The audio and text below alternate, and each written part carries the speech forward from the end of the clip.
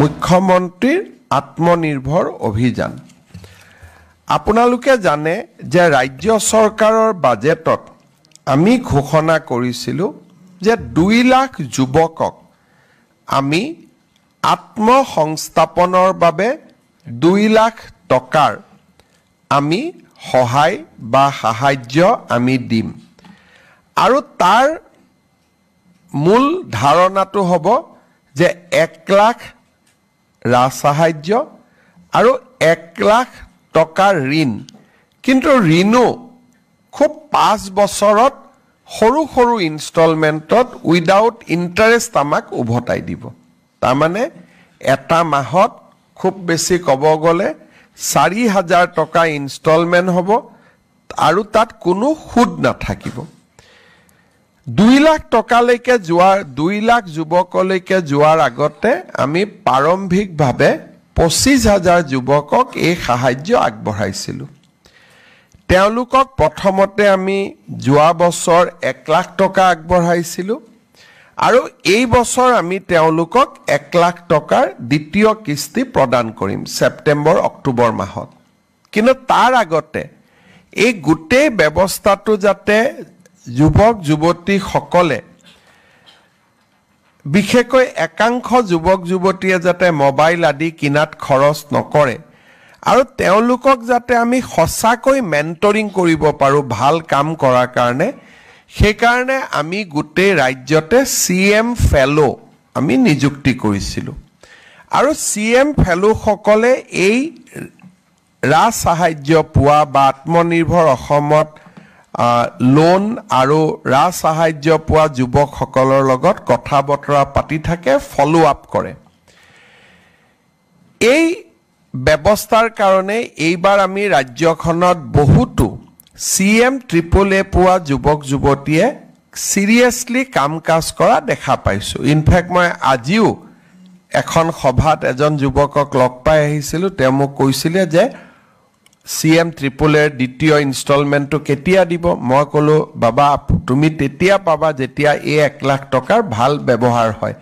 বলে মোক তেওঁ কলে যে দাদা 1 লাখ টকা মই নিজৰ পৰা আৰু আপোনাৰ পৰা পোৱা 1 লাখ 2 লাখ টকা মই ইতিমধ্যে লগাই কাম আৰম্ভ কৰিছো আৰু মোৰ ব্যৱসায় ভালো হৈছে গতিকে ই এটা খুব ভাল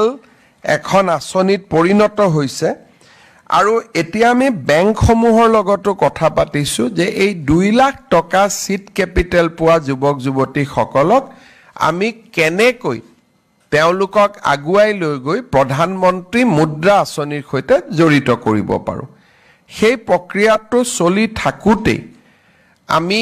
যেহেতু আমাৰ 2 লাখ লক্ষ্য 25000ক আমি দিলু আমি আৰু 75000 যুৱক যুৱতীক ঋণ দিয়াৰ বাবে ৰাজ সাহায্য দিবৰ বাবে আমি নতুন পঞ্জীয়ন আমি মুকলি কৰি দিছিলো ইয়াৰ নিয়মটো হল যে প্ৰথমে তেওঁলোকে পঞ্জীয়ন কৰে ৰেজিষ্ট্ৰেচন কৰে 75000 ঋণৰ বা লোনৰ বা ৰাজ সাহায্যৰ বিপৰীতে প্ৰায় 1.5 লাখ যুৱক যুৱতীয়ে এইবাৰ নিজৰ নাম পঞ্জীয়ন কৰিছে একজেক্ট যদি